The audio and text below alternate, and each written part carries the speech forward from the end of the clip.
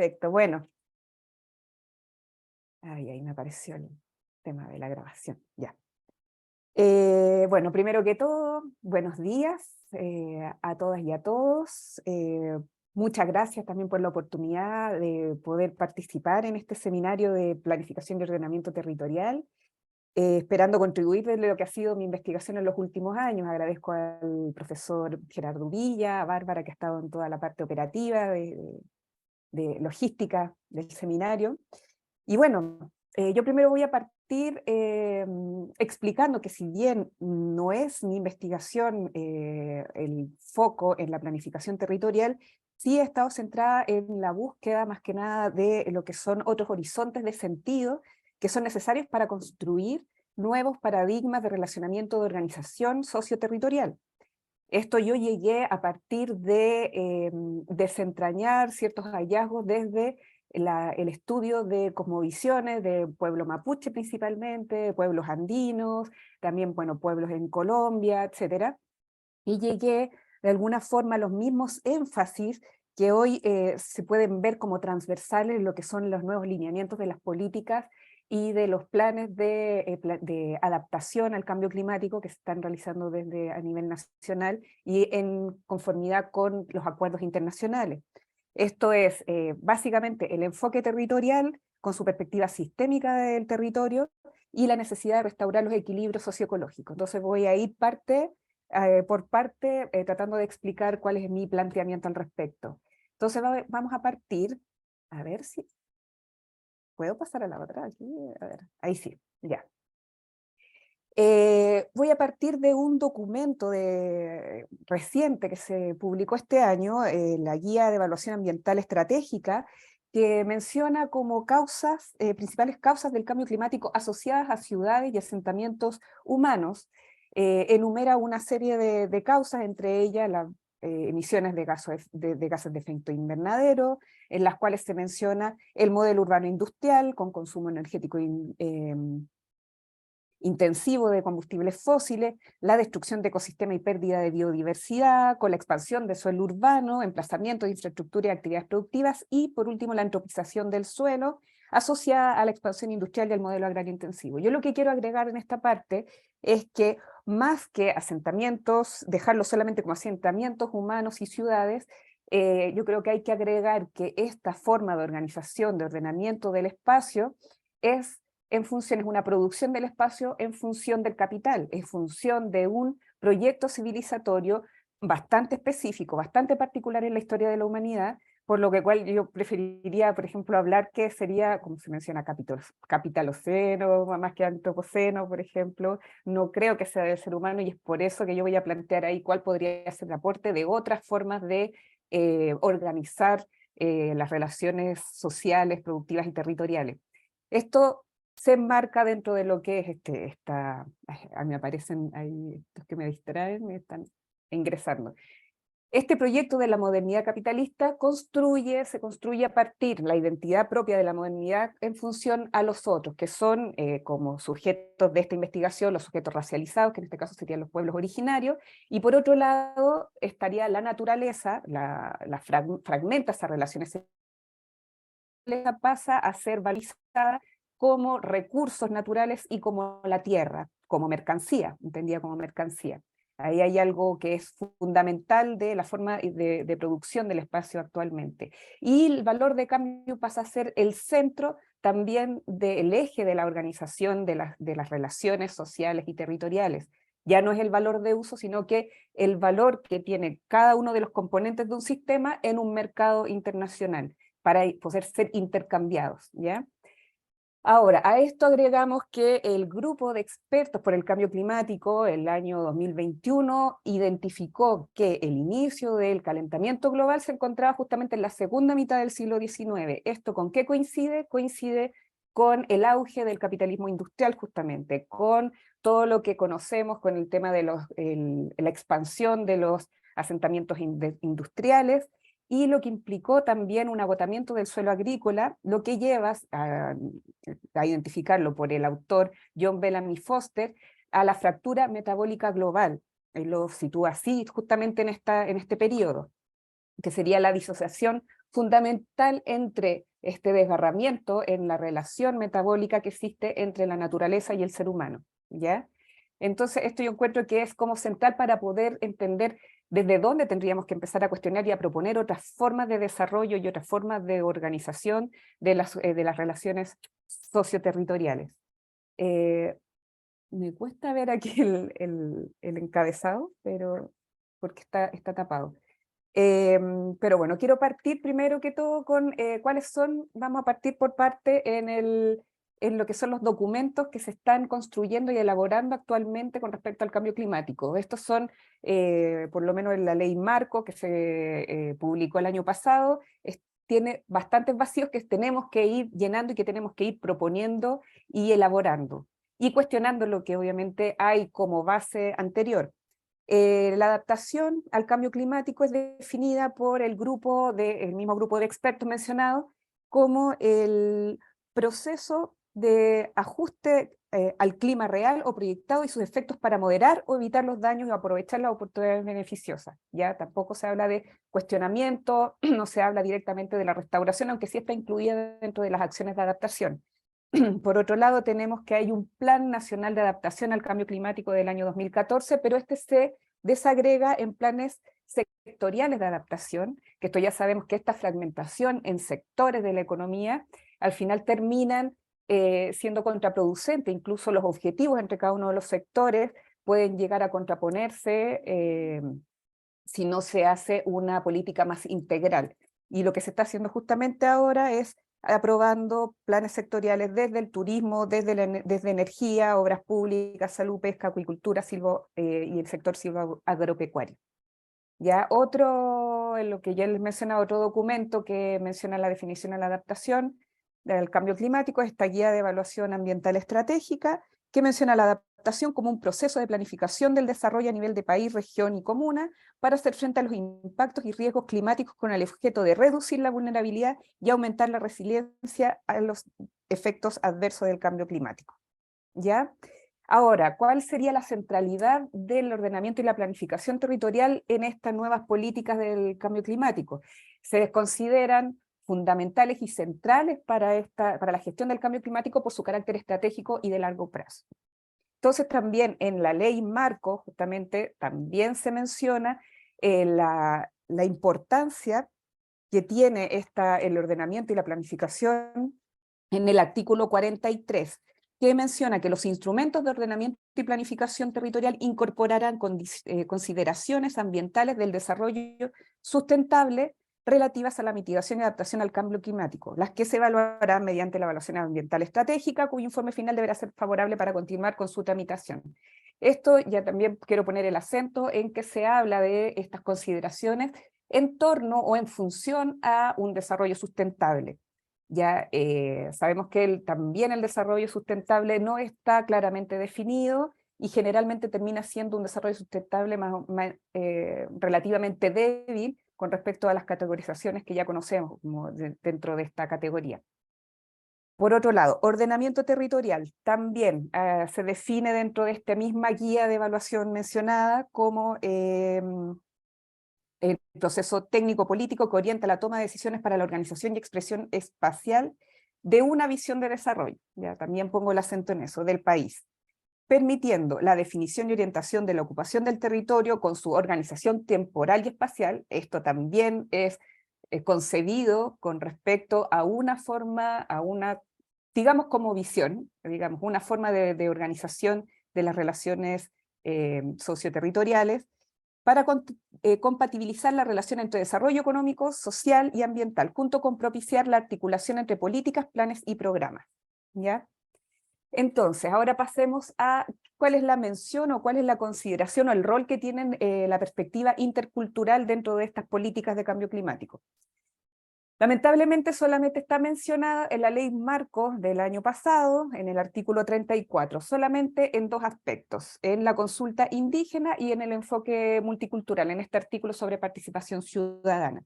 Simplemente el tema de la consulta indígena se menciona como uno de los procesos que tiene que considerarse dentro de los estándares de la participación.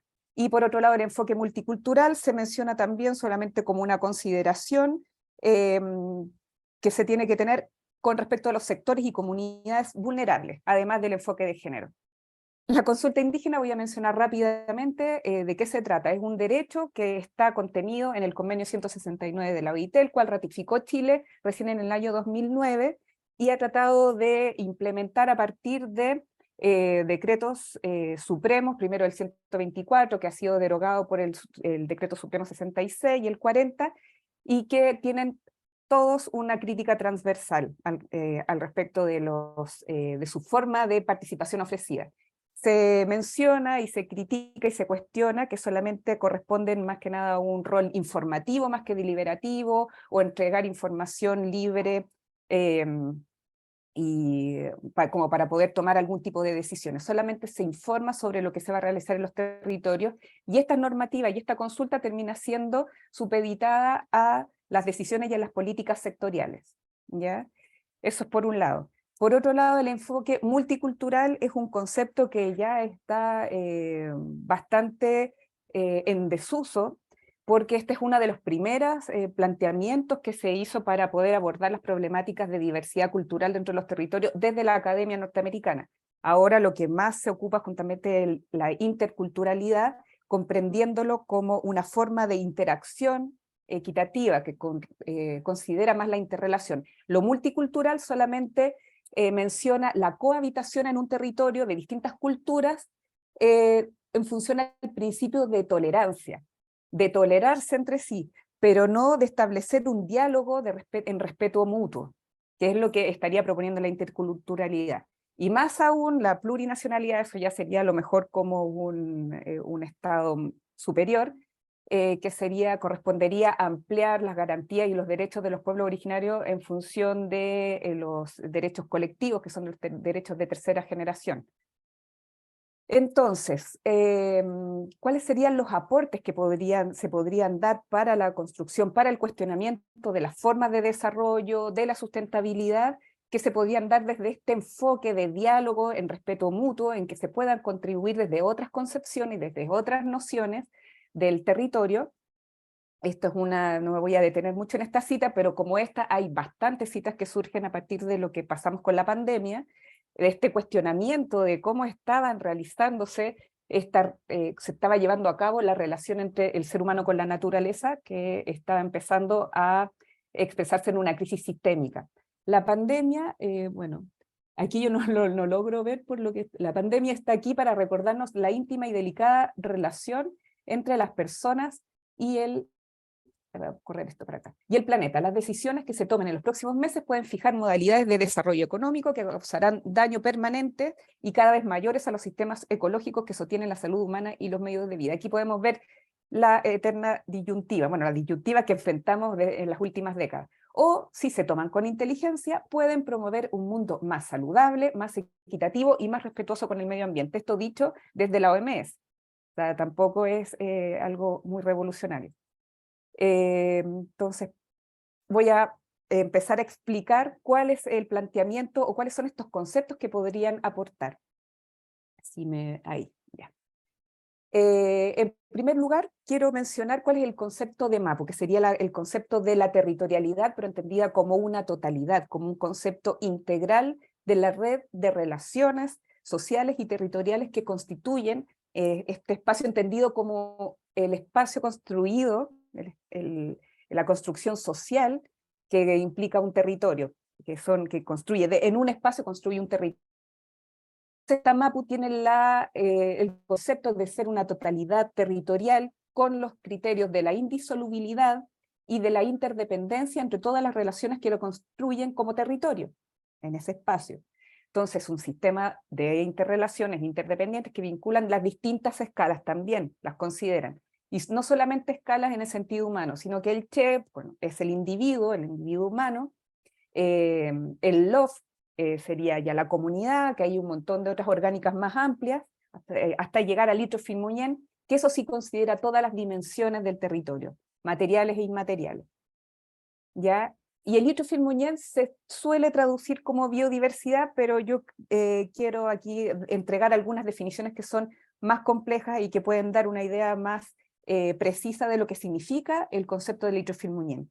Voy a tomar algunas referencias, algunas citas desde, dadas en los debates del proceso constituyente anterior que pasó en estos constitucionales mapuches y dentro de los debates que se hicieron en este marco, ¿ya? El ex convencional Adolfo Millabur menciona a Lito Filmuñén como un principio filosófico de vida que implica respeto de todas las formas de vida que cohabitan en un determinado territorio, ¿no? La biodiversidad. Aquí voy a ir agregando algunos aspectos y principios. Luego, en la Comisión de Principios Fundamentales se entregó también esta definición que es como la base y fundamento de todas las formas de vida. En virtud de este principio, las diferentes formas de vida cohabitan en los territorios de manera interdependiente, sean materiales y inmateriales, tangibles e intangibles, formando un conjunto plural e inseparable. Y esto ya había llegado a uno de los borradores incluso de la nueva propuesta de constitución, y ahí se agrega la valoración del respeto, y el respeto, además del respeto de todas las formas de vida de manera interdependiente y en equilibrio. Este punto yo creo que es central. Aquí estos son unos esquemas que para poder sistematizar un poco y poderles explicar cuáles son los conceptos del ordenamiento, de la forma de organización del territorio, más que ordenamiento como metodología para ordenar el territorio, son los conceptos y las nociones que están detrás de la forma en que se organiza, ¿ya? En estas dimensiones. Este es el Kultur, este es un diagrama que intenta expresar las dimensiones de lo que es el territorio mapuche, en este instrumento sagrado que se ocupa en las ceremonias, supongo que todos lo conocen. En él se encuentran los puntos referenciales del territorio, y además comprende la concepción de totalidad como una esfera. Eso es bien central. Bueno, no puedo profundizar mucho por el tiempo, pero es central este sentido de totalidad que es el Walme. El Walme es en una escala individual, es lo que rodea y lo que se tiene que mantener en equilibrio. Todas las dimensiones del Walme se tienen que mantener en armonía. Lo mismo pasa a nivel de Walmapu, significa también el territorio entero, total, completo, también como una unidad indisoluble que comprende todos los elementos y los componentes. Entonces aquí podemos ver todas esas escalas que están organizadas en torno a un eje ordenador, que es el principio del Nor mapuche. El Nor significa es el orden correcto de las relaciones, el orden correcto de la forma en que se organizan todas las relaciones humanas y no humanas. Y esa forma de ordenamiento está contenida en el ADMAPU, que es un sistema normativo que contiene las leyes y los protocolos de cada territorio particular tiene su propio ADMAPU, y eso es lo que da las pautas para poder tener un cierto equilibrio entre todas las relaciones, ¿ya? Cuando este equilibrio es transgredido, esta transgresión se llama trafentum, y ahí puede originar lo que son las enfermedades, como escuchan. Cuando existe una transgresión, se tiene que restablecer este equilibrio, y este punto es central, porque siempre se comprende que la restauración, cuando ocurre una transgresión, se tiene que reparar en todos los niveles, no solamente en el sujeto particular y específico, sino que en todos los niveles se tiene que hacer acciones restaurativas con respecto a la comunidad y con respecto al territorio, porque todos se ven afectados para el Cumemuñén. El Cumemuñén, después, si puedo, voy a ahondar más que este es un concepto político contemporáneo, no surge desde las comunidades, pero sí surge más el Cumefelén, el Mapuche Muñén, etcétera. Pero es para dar una idea de este es el concepto que se posicionó como contenedor de todos estos principios que les estoy mencionando. Esto es para dar una idea de cómo se generó la primera trasfentún, esta primera transgresión al territorio dentro de el Gualmapu. Voy a hacerlo bien breve por temas de tiempo, pero básicamente fue en el tercio que quedó después de que llegaron los españoles, el tercio del territorio en que estuvieron durante 3 siglos, en una relativa estabilidad dentro de las políticas de parlamento. Un paréntesis, la política de parlamento se está tratando de retomar en lo que es el plan Buen Vivir que se planteó el año pasado. Hasta el momento no se ha realizado ningún parlamento, sí se han realizado tragunes en los territorios, pero se está tratando de restaurar esta forma de diálogo intercultural. Este es bastante importante para tomar decisiones dentro de los territorios. Y no alcanzo a dar estas citas, pero la transgresión más importante que se dio en el territorio fue a partir de la ocupación, que se quedó el pueblo mapuche en un 5% del territorio, en 500.000 hectáreas, y totalmente fragmentados. Después esta división se siguió acentuando, solamente con un pequeño paréntesis durante la reforma agraria, pero se fragmentó totalmente hasta el día de hoy.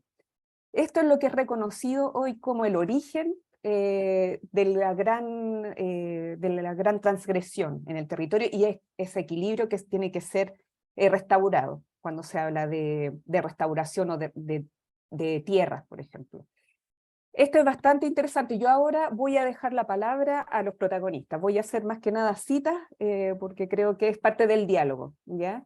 Esta es una cita que se dio dentro de un diálogo en la campaña de Natividad Yanquileo, y aquí está claramente identificado el origen de la actual crisis sistémica, y lo que sería este concepto que les mencioné de la fractura metabólica global.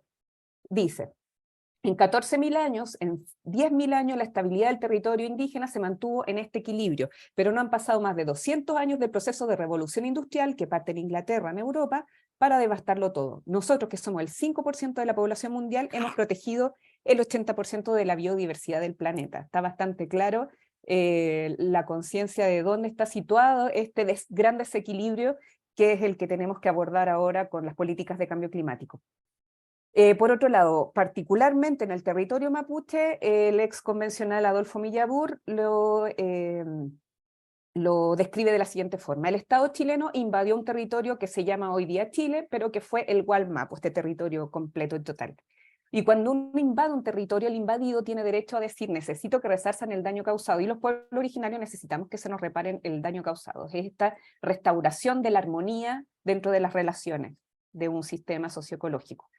Esto entonces se puede traducir de la siguiente forma: esta función o esta acción de restauración del equilibrio de las relaciones dentro de lo que es la forma de entender, de comprender la organización de la vida y del territorio desde el pueblo mapuche, está sostenido sobre estos principios del Itrofilmuñén, que es lo que les mencioné, que más allá de la biodiversidad, el Keyugun, que es el principio de la reciprocidad en los intercambios que se dan para construir un territorio, y por otro lado el ordenamiento multiescalar de las relaciones socioterritoriales que se dan en función a un orden correcto de estas relaciones que está estipulado, contenido y normado por el ASMAPU, este sistema regulatorio.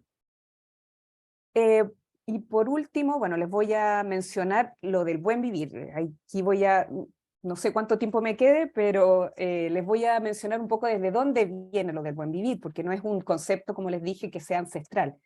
Esto surge a mediados de los años 70 como respuesta a las políticas del neoliberalismo, que comienzan a implementar esta nueva división internacional del trabajo, donde América Latina vuelve a posicionarse como el exportador de materias primas, de recursos naturales, o sea, dentro de políticas extractivistas.